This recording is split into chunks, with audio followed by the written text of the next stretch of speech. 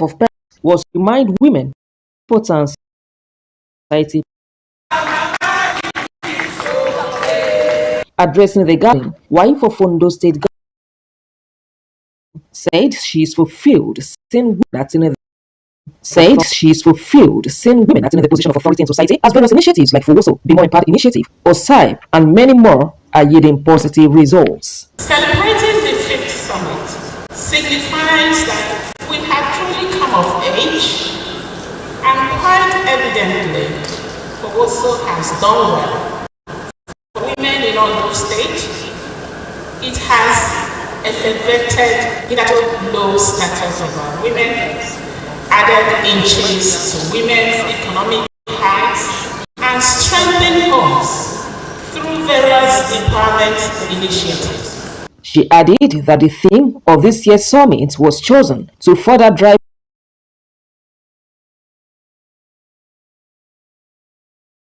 home the message that women are formidable forces if given opportunity to explore. Living a life of purpose, being the theme of the 5th Summit, is a purposive strategy for inspiring the women folk to be deliberate about growth and impact on all fronts, to also strive to bridge the gender gap in Nigeria's political space, and to continue to work in alliance with other women toward liberating womanhood at all levels from age-long subjugation. Senator representing the Southern Senatorial District of Ondo State, Jimoh Ibrahim, commended the doggedness of Mrs. Betty Anyanwu towards developing women folks in society. Fowoso will never die. Fowoso will continue.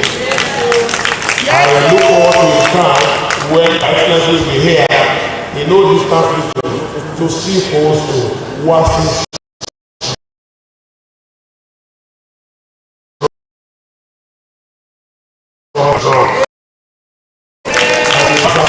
I say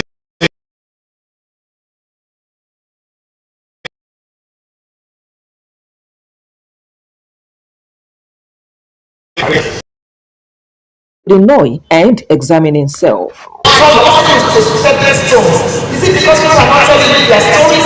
You think Arabic does not have stories to tell you? Do we even want to talk about the terms of men and the position of authority? Do we want to talk about betrayal? We want to talk about people that will say, we thank God for you, we thank God for you, but eventually you know what they are doing. Is it not human beings you are dealing with? But you will face obstacles, face fronts. Elevated people will always be criticized by frustrated people. Face fronts.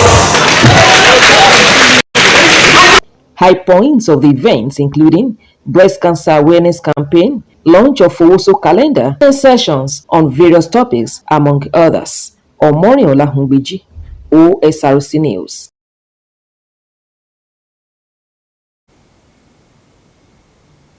Experts have charged the people of Ondo State to make regular checkup their priority.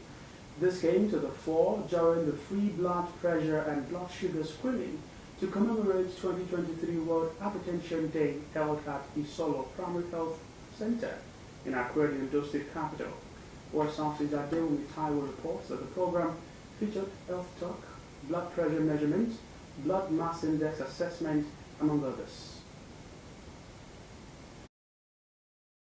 Ondo State government, through the Ministry of Health, has stepped up the sensitization of regular blood pressure and blood sugar screening. Permanent Secretary, Ondo State Ministry of Health, Folukemi Aladenola, represented by the Director of Nursing Service, expressed Governor Oluwarotimi Akeredolu's commitment to providing free healthcare services to all.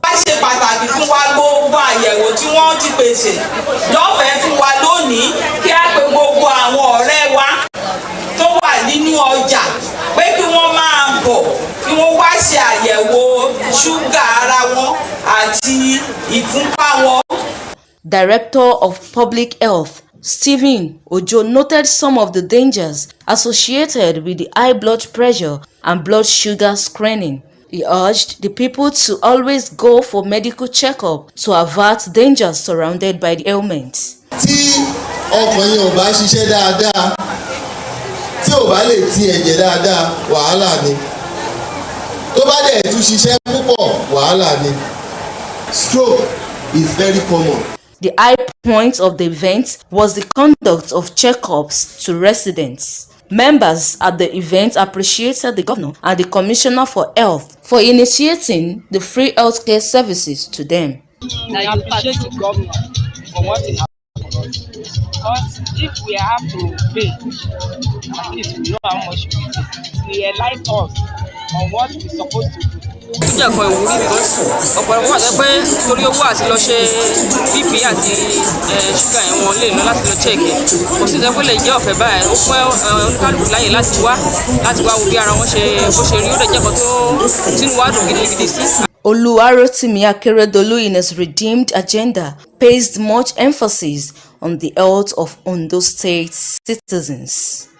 Adewumi Taiwo noted some of the dangers associated with the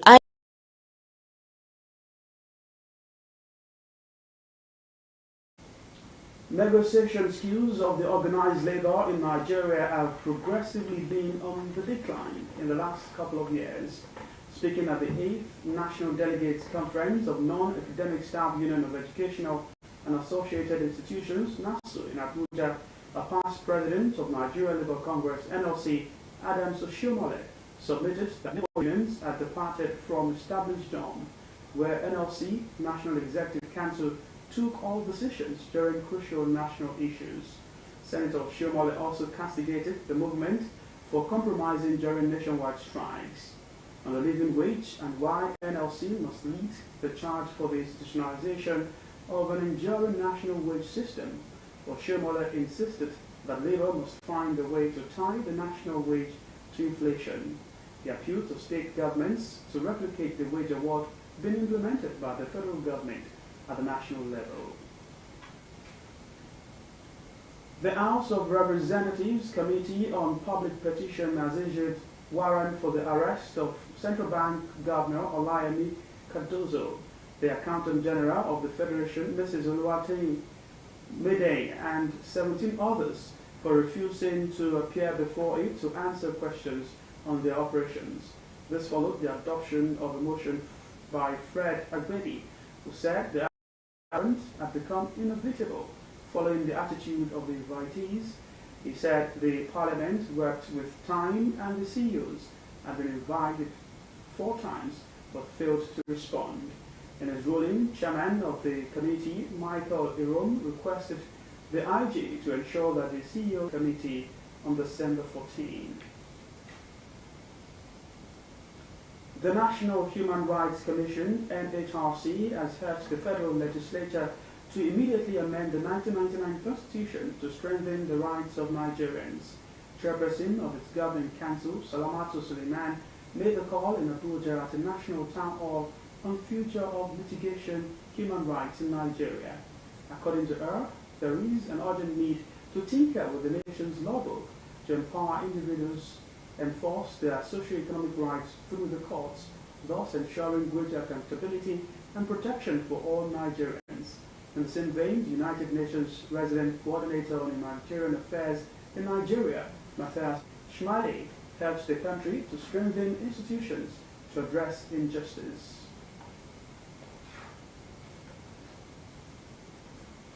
The alleged treason case filed by the federal government at the Federal High Court, Abuja, due to the absence of the judge Shore, is standing trial before Justice Emeka Nweke on allegations of treasonable felony. The government had accused Shore of treason following his call for a protest tagged #RevolutionNow on August 5, 2019. National assignment in another jurisdiction of the court.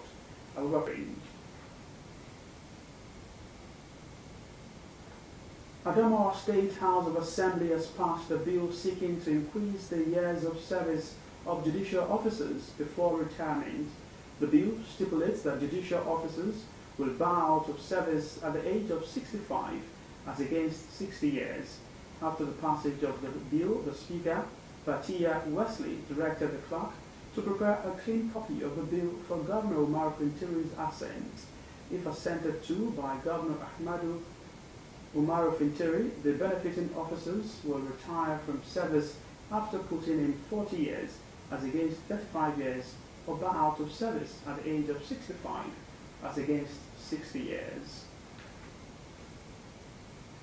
A three-member panel of the Economic Community of West African States, ECOWAS Court of Justice, has ordered the government of the Republic of Benin to pay Sunday Adeyemo, popularly called Igbo, 20 million sefa for unlawful detention. The court ordered that the money should be paid within 3 months. Igbo had on February 10 filed an application before the court challenging his arrest and detention in the French-speaking country. The ECOWAS court also directed the country to comply with its directive and revert to the court with evidence of payment. Igbo was arrested alongside his wife, Rockwell, in Cotonou, Benin Republic, and detained at the request of the federal government. Anxiety in Obaile as residents express panic over falling electric pole. We'll give you more details on that story and more in the course of the bulletin, but we'll go for a break now. Please stay.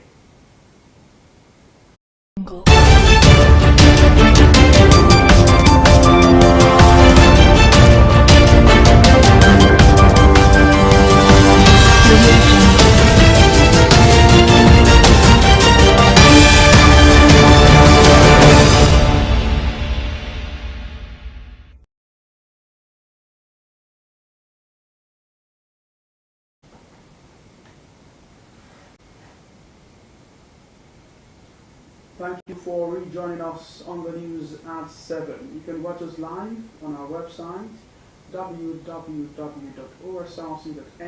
or follow us at Facebook at Osrc TV. And on YouTube you can subscribe to our channel Osrc TV.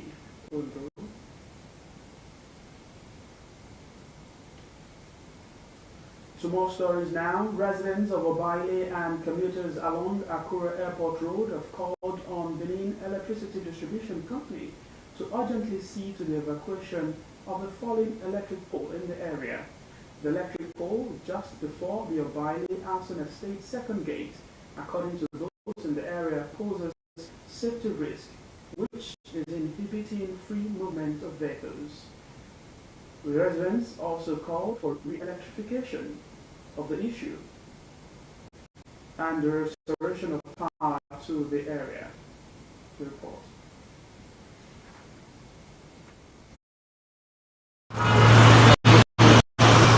This concrete electric pole along Akure Airport Road in the Obaile axis came crashing down on Tuesday night. According to eyewitnesses, the accident occurred when an oncoming vehicle rammed into another one, making a U-turn just before Obaile Alson Estate second gate. This woman, who escaped by whiskers, narrates how the incident resulted in the electrocution and injury to some in the area. We just had bah! That bah, we are the one that was trying to make U-turn. Now went to the straight one, now hits that one, and the one went to the pavement. While the one that was coming straight hits an electric pole and enter into the electric pole. Before we know, and there was lights that time. So the electric pole now sparked. I immediately sparked. There was a boy that was lying down there. The electric picked the boy twice and hit the boy on the ground. While somebody that was inside the fuel station also that was on a bike, the electric also picked that one from the bike and hit that one on the ground. That was what happened yesterday. Immediately they just took the lights. It was a really serious accident that yesterday night. It was very fatal. With the fallen electric pole now inhibiting free flow of traffic and posing a safety risk, commuters call on the Benin Electricity Distribution Company to rise to the occasion by vacating the pole and restoring electricity to the area. So, ọ̀rọ̀ yẹ kí àwa fi pé ìjọba ló yẹ kó gbé ìgbésẹ̀ nípa ẹ̀, but adẹ̀rẹ̀ pé ó ṣàṣìwà ń bẹ̀ látàná.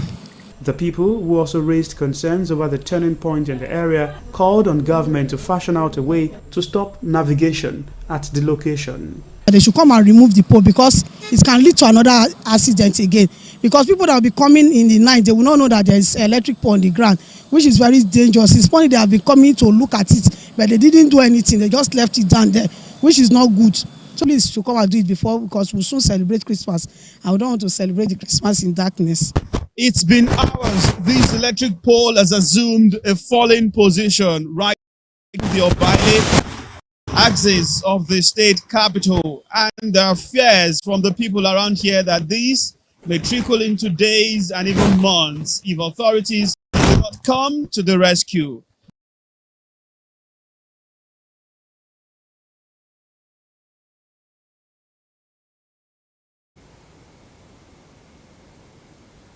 Many of Christian fathers, leaders have sought urgent tackling of the morality